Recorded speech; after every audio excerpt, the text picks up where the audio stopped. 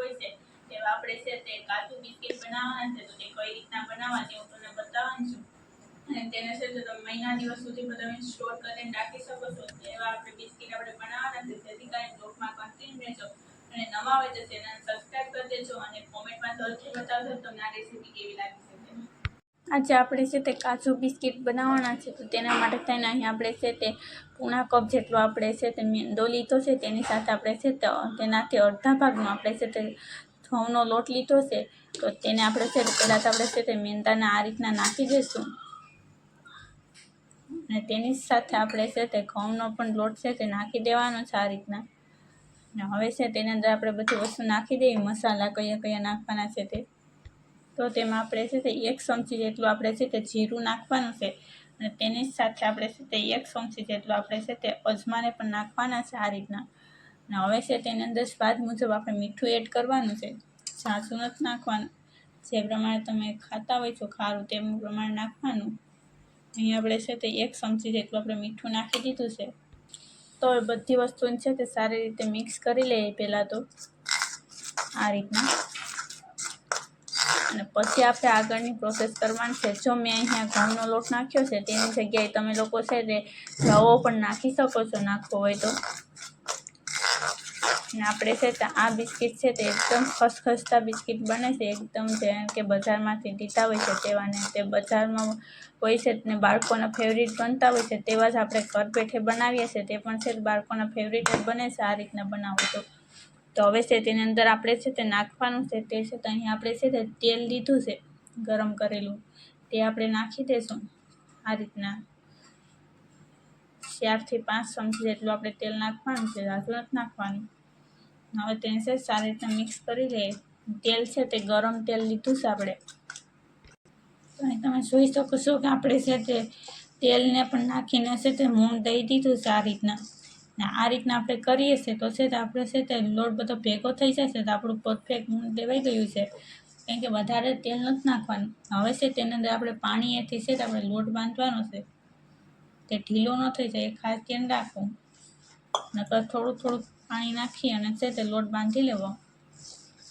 આ રીતના આપણે લોટ બાંધી લઈએ પહેલાં તો.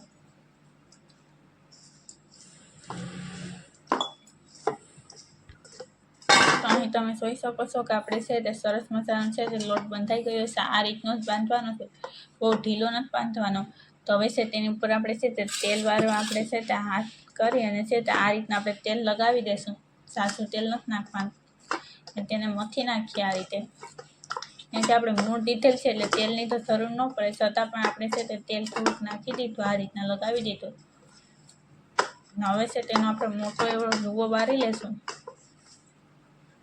આ રીતના કરીને.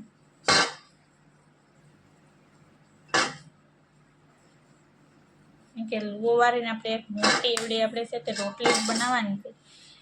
તો આવે છે તેને કોરા લોટની અંદર આપણે છે તે લુવાની અંદર છે તે કોરો લોટ લગાવી દઈશું ઘઉંનો. અહીં તમે જોઈ શકો છો કે આપણે કોરો લોટ લગાવીને તેને છે તે એક આપણે છે તે રોટલી વણવા માટેનો પાટલો હોય છે તેની માથે મૂકી દીધો છે.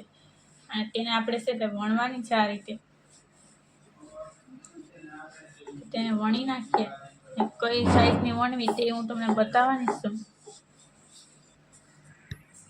તો અહીં તમે જોઈ શકો છો કે આપણે છે તે સરસ મજાની છે તે આ સાઈઝની આપણે છે તે રોટલી વણી નાખી છે એટલે પણની સાડી. તો હવે છે તેને આપણે છે તે કટ કરવાના છે કાજુ આખા. તો તેના માટે થઈને અહીં આપણે છે તે જે પાણીનું બોટલ આવે છે તેનું જે ઢક્કણ હોય છે તે જ લીધું છે. તો તેનાથી છે આપણે અડધું ઢક્કણ આ રીતના રાખી અને તેને છે તે કટ કરી નાખવાના છે. એટલે છે જે આપણા કાજુ બિસ્કિટ આવે છે તેનો જ આકારથી છે તે કાજુ બની જતા હોય છે. અહીં તમે જોઈ શકો છો કેવા સરસ મજાના છે કાજુ બિસ્કિટ આવે છે તેના કાજુનો આકાર હોય છે તેવો જ આકાર આપણો બની ગયો છે. તો આ રીતના આપણે બધા બનાવી નાખીએ અને આ રીતના આપણે એક પ્લેટમાં કાઢતા જઈશું.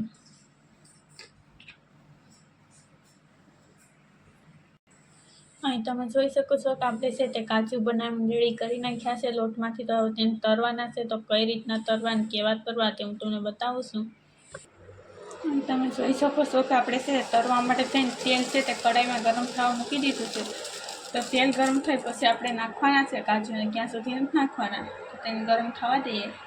તો અહીં તમે જોઈ શકો છો કે આપણું તેલ ગરમ થઈ ગયું છે. તેની અંદર આપણે કાજુ નાખી દઈએ. ગેસને સ્લો કરીને નાખવાના આ રીતના.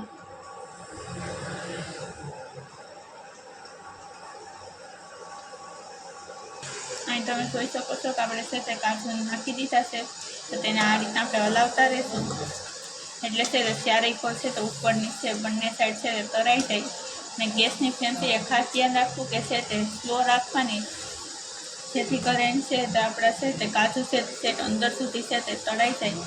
એટલા માટે થઈને તો આપણે તેનો કલર ગોલ્ડન કલર થાય છે ત્યાં સુધી તેને આપણે છે તે તળાવવા દેવાના છે. આ રીતના તો તેને આપણે હલાવતા થશું, તળાવવા દેશું. તમે જોઈ શકો છો કે આપણે છે તે આ રીતના ગોલ્ડન કલરના થઈ ગયા છે કાજુ. તો તેને આપણે છે તે એક પ્લેટની અંદર કાઢી લઈશું આ રીતના. આપણે બીજા પણ છે તે આપણે તળી નાખીએ. અહીં તમે જોઈ શકો છો કે આપણા છે તે બિસ્કિટ બનીને રેડી થઈ ગયા છે. આપણે નીચે પણ ઉતારી લીધા છે આ રીતના. તો એકદમ ક્રિસ્પી એવા જ આપણા છે તે બિસ્કિટ બન્યા છે, તમે જોઈ શકો છો. હવે છે તેનું કટ કરીને બતાવું છું કે કેવા છે, અંદરથી પણ બન્યા છે તે. તો અહીં આપણે છે તે આ રીતના આપણે બિસ્કિટ લીધું છે, તેને આપણે આ રીતના આપણે કટ પણ કરીએ છીએ. અહીં તમે જોઈ શકો છો કે અંદરથી પણ જે છે તે બજારમાં મળે છે તેવા જ આપણા છે તે કાજુ બિસ્કિટ બન્યા છે અંદરથી પણ. તો તમે પણ ચોક્કસ બનાવજો. અને નવા હોય તો ચેનલને સબસ્ક્રાઈબ કરી દેજો, લાઇક કરી દેજો, શેર કરી દેજો અને કોમેન્ટમાં બતાવશો કે તમને આ રેસીપી કેવી લાગી છે. એકદમ ક્રિસ્પી એવા આ રીતના બને છે. અને તમે સ્ટોર કરીને પણ રાખી શકો છો મહિના દિવસ સુધી અને બાળકોને ખવડાવી શકો છો. તો ચોક્કસ બનાવજો નાસ્તા માટે.